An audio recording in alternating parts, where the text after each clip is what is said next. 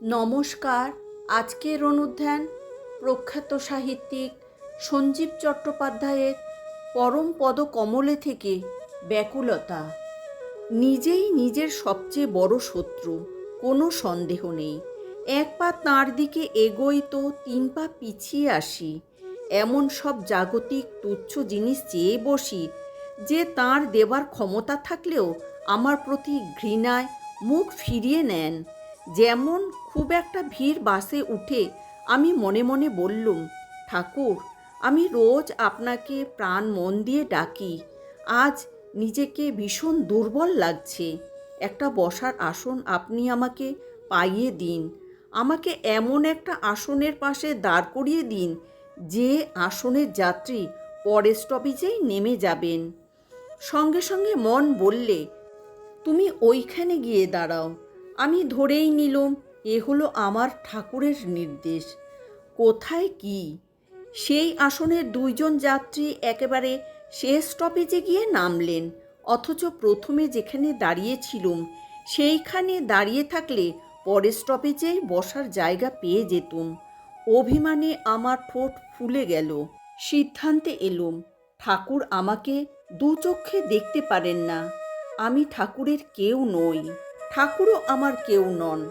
পরে গভীর রাত্রে যখন নিজের মুখোমুখি হলুম, নিজের নির্বুদ্ধিতায় হেসে ফেললুম। ঠাকুরের কাছে আমি কি সামান্য জিনিসটা চেয়েছি? বাসে বসার একটি আসন। আত্মজ্ঞান নয়, বিবেক বৈরাগ্য নয়, শুধু একটি আসন। সোনার দোকানে গেছি লোহার শিকল কিনতে। মূর্খ সংসারী প্রতিজ্ঞা করলুম, এই ভুল আর আমি কোনোদিন করব না। 7 দিনের মধ্যে সব ভুলে গেলুম। অফিসে বেরোবার আগে আকাশ ছেয়ে এলো কালো মেঘ। ঠাকুরের কাছে চেয়ে বসলুম, ঠাকুর, বৃষ্টিটা একটু ধরে রাখুন, অফিসে পৌঁছাবার পর যেন নামে। কোথায় কি 3 মিনিটের মধ্যেই তেড়ে বৃষ্টি নামলো। 1 হাঁটু জলের তলায় তলিয়ে গেল কলকাতা। ভয়ঙ্কর অভিমানে সেই দুর্যোগের মধ্যেই নেমে পড়লুম পথে। বুঝেছি আপনি আমাকে ভেজাতে চান, গর্তে ফেলে কর্দমাক্ত করতে চান, তবে তাই হোক। আবার গভীর রাত্রে জ্ঞানোদয় হলো। বোকা, বৃষ্টি হবে প্রকৃতির নিয়মে, ঠাকুর কি করবেন? মন বললে, কেন? ভক্তের জন্য শ্রীকৃষ্ণ গিরি গোবর্ধন ধারণ করেছিলেন। যুক্তি বললে, মূর্খ, তোমার ভক্তি, তোমার বিশ্বাস কি এতদূর পৌঁছেছে? মন বললে, না। তবে তুমি কি করে আশা করো অলৌকিক একটা কিছু ঘটবে?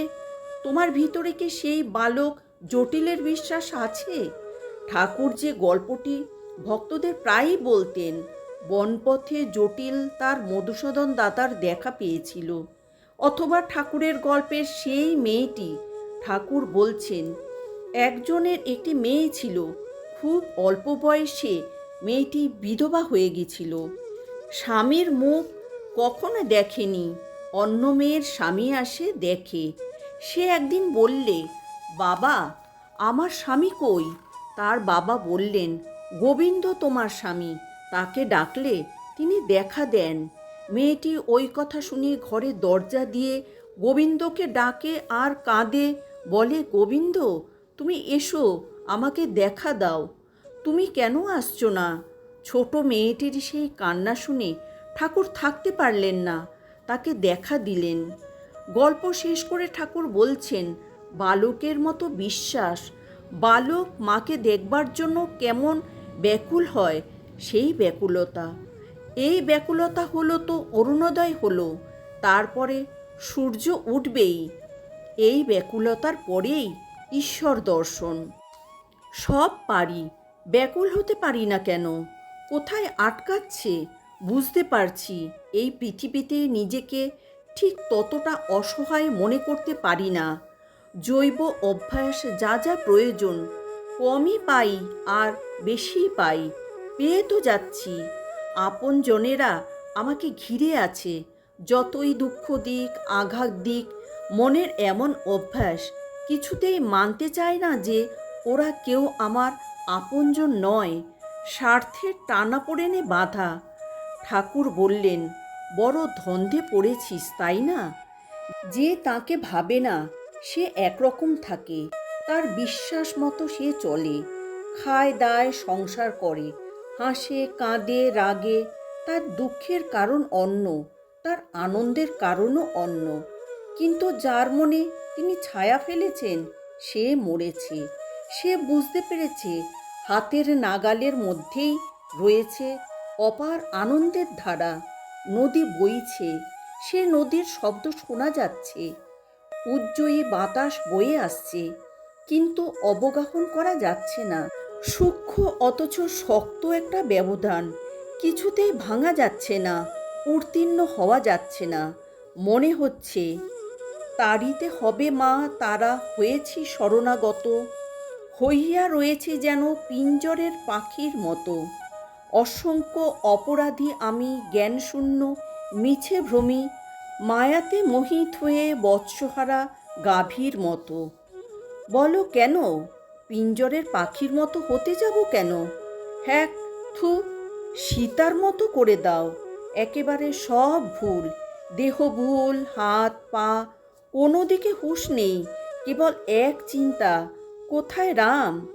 শোনো, গর্ভে ছিলাম যোগে ছিলাম, ভূমি পড়ল খেলাম মাটি, ওরে ধাত্রীতে কেটেছে নারী, মায়ায় বেরি কিসে কাটি? কামিনী কাঞ্চনী মায়া, মন থেকে ওই দুই গেলেই যোগ। আত্মা পরমাত্মা, চুম্বক পাথর, জীবাত্মা যেন একটি সূঁচ, তিনি টেনে নিলেই যোগ। কিন্তু ছুঁচে যদি মাটি মাখা থাকে চুম্বকে টানে না, মাটি সাফ করে দিলে আবার টানে। কামিনী কাঞ্চন মাটি পরিষ্কার করতে হয়, তার জন্য ব্যাকুল হয়ে কাঁদো, সেই জল মাটিতে লাগলে ধুয়ে ধুয়ে যাবে। যখন খুব পরিষ্কার হবে তখন চুম্বকে টেনে লবে, যোগ তবেই হবে। জননীং শারদাং দেবীম রামকৃষ্ণম জগদ্গুরুম পাদপদ্মে তয়োশীর্বা প্রণমামি মুহুর্মুহুঃ।